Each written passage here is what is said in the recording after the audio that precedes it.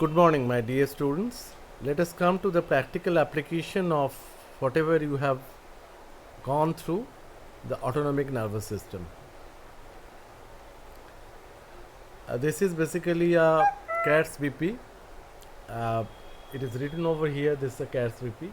So it's a copy of chymographic tracing of mean arterial blood pressure of an anesthetized cat. The cat is anesthetized, it is not killed. And as the human BP is simulating with any other mammalian BP like cat and dog, we are demonstrating the experimental thing on these animals. So what we observe? We observe that after the administration of drug A, there will be a sharp fall in blood pressure. This is a blood pressure curve, and this is mean arterial blood pressure. It is not a systolic or diastolic blood pressure. Mean arterial blood pressure means diastolic pressure plus 1/3 of pulse pressure, and pulse pressure means systolic minus diastolic pressure. So ultimately the mean arterial blood pressure is diastolic pressure plus systolic minus diastolic by 3. Now here you see that there is a sharp fall in mean arterial blood pressure, and there will be a sharp recovery, and it is coming to the baseline. So this is basically showing the effect of a drug on blood pressure. Sharp fall followed by a sharp recovery, that is the drug A. Whereas in case of drug B, there will be a sharp fall followed by a gradual recovery. Now let's start with drug A. Drug A can be acetylcholine. If acetylcholine is binding with M3 receptor, then it is also releasing endothelium derived relaxing factor, or NO, which diffuses through the membrane and ultimately affecting the M3 receptor present in the smooth muscle of blood vessels. So due to vasodilatation, you can see this fall, as well as acetylcholine will bind with M2 receptor, and hence there will be a bradycardia. So heart rate will be increased, and as we all know, blood pressure is equal to cardiac output multiplied by peripheral resistance. So ultimately it is the effect of the combination of the two, and you can say it is acetylcholine. It may be acetylcholine for which we are getting sharp fall, and the sharp recovery is because of the fact that it is metabolized quickly by true and pseudo choline esterase enzyme. It can be histamine. The action will be due to H1 receptor present in the blood vessels. The mechanism is almost similar to that of acetylcholine, and it can be isoprenaline, where isoprenaline is acting on the beta 2 receptor and showing a sharp fall on blood pressure, and there will be quick recovery because it will also be metabolized by its own enzyme COMT, specifically catechol-O-methyl transferase, and MAO, monoamine oxidase. Now in the second drug, there will be a sharp fall. Probably it's a cholinomimetic drug like methacholine, bethanicol, carbachol, or cholinesterase inhibitors like physostigmine and neostigmine. So the fall is there, but the recovery is gradual because they are either resistant to cholinesterase, pseudocholinesterase enzyme, or to true cholinesterase enzyme, or they are cholinesterase inhibitors. Hence the recovery is there, but it is gradual. How can you differentiate between the three drugs in case of drug A? You have to give respective antagonist. After giving atropine, if you see no action, then you can say this drug is probably not acetylcholine. If you give beta blockers like propranolol and you see no action, you can say the drug is not isoprenaline. Similarly, if you prescribe antihistaminic and there will be no action for after that, and you can say that the drug is probably not histamine. The drug is rather histamine. So the respective antagonist will block the action of their respective agonist. That is the way you can differentiate between the three drugs.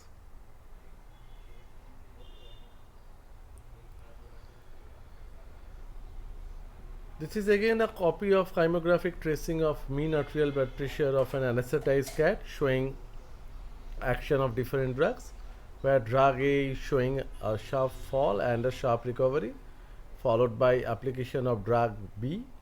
There is no drug B, a second drug is given. Following second drug, drug A is given in the same dose. There will be no action because of competitive antagonism shown by the previous drug, and then drug A is given in a much higher dose, and we are seeing there is a rise in blood pressure. How these things will be explained?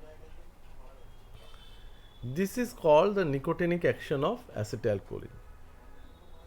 In the previous curve, I have explained the sharp fall and sharp recovery due to acetylcholine. Then atropine is given as an antagonist. Hence, with the same dose of acetylcholine, you will see no action, that is competitive antagonism. But when acetylcholine is given in a much higher dose, you will see there will be a rise in blood pressure, and the rise is due to the stimulation of ganglion, and the receptor present there is NN receptor, neuronal receptor, and due to the stimulation of that in the from the parasympathetic ganglion, we'll see there will be a release of norepinephrine or noradrenaline from the sympathetic ganglia, and that's why the first peak. The second peak is due to the release of adrenaline from adrenal medulla. It is embryologically related to this autonomic ganglia, hence it does not require any further action.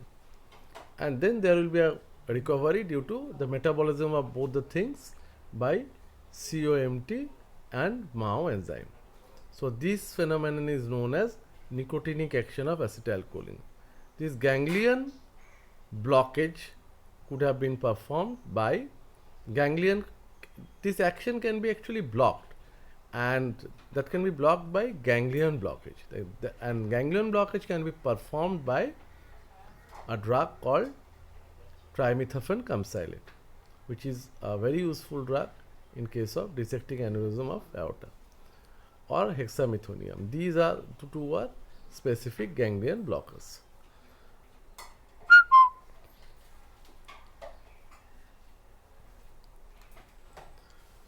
This is again a copy of chymographic tracing of mean arterial blood pressure of an anesthetized cat, and here we are seeing the action of different drugs. With the first drug, we are seeing there is a rise, sharp rise followed by a sharp fall, sharp recovery at the level of baseline, and then further fall, then again coming back to the baseline. With the second drug, which is depicted with a single circle, there will be a rise and fall at the level of baseline. With the third drug, there will be a sharp fall followed by sharp recovery. With the fourth drug, there will be a very little change, a little fall in blood pressure, nothing more than that. But we don't know the fourth drug. Again, the first drug is repeated. Instead of rise, we are seeing there is a fall in blood pressure. So this phenomenon is known as vasomotor reversal of Dell. The initial drug is adrenaline. The rise is due to the vasoconstriction and increase in cardiac output. Vasoconstriction is caused by the alpha 1 receptor, and the increase in cardiac output is caused by the beta 1 receptor present in heart. And there will be recovery of this particular blood pressure curve at the level of baseline, and this is happening due to metabolism by COMT and MAO. Here, as the exogenous adrenaline is prescribed, there is no scope of neuronal uptake. In case of endogenous adrenaline or noradrenaline, we are seeing neuronal uptake is responsible for 70% of the drug recovery.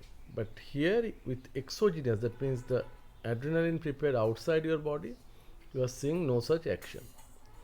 At the level of, from the level of baseline, it will fall further below. This is because of the fact that the receptors present in the blood vessels are alpha 1 and beta 2. So beta 2 is more sensitive. So when it is reaching the trough concentration, there will be further fall because it is binding with beta 2 receptors, which will lead to vasodilatation. The second drug is norepinephrine or noradrenaline, and recovery is normal. The rise is just like adrenaline, but recovery is normal, and it is not falling further below baseline because it has no beta 2 action. The third drug is already explained in the initial chart, and it can be acetylcholine, histamine, or isoprenaline. The explanation was given. The fourth drug is unknown, but with the reapplication of adrenaline, we are seeing there is a fall in blood pressure. So from there, we can understand the fourth drug, which is depicted by arrow, is an alpha blocker. As this blocker is blocking the alpha receptors, we are only seeing beta action. Here the rise in adrenaline is due to alpha 1 action, and as there is no alpha 1 action because of the action of alpha blocker, which may be phentolamine or ergot alkaloids or phenoxybenzaimine like drug, we are seeing there will be a fall in blood pressure, and this phenomenon is known as vasomotor reversal of Dell, and this is happening only with adrenaline. If you prescribe a beta blocker further after giving alpha blocker, then adrenaline, and then if you prescribe beta blocker, then both alpha and beta receptors are blocked. You may represcribe adrenaline after that, and there will be no change in blood pressure, and that is known as vasomotor reversal of Dell. So thank you so much for your patient hearing.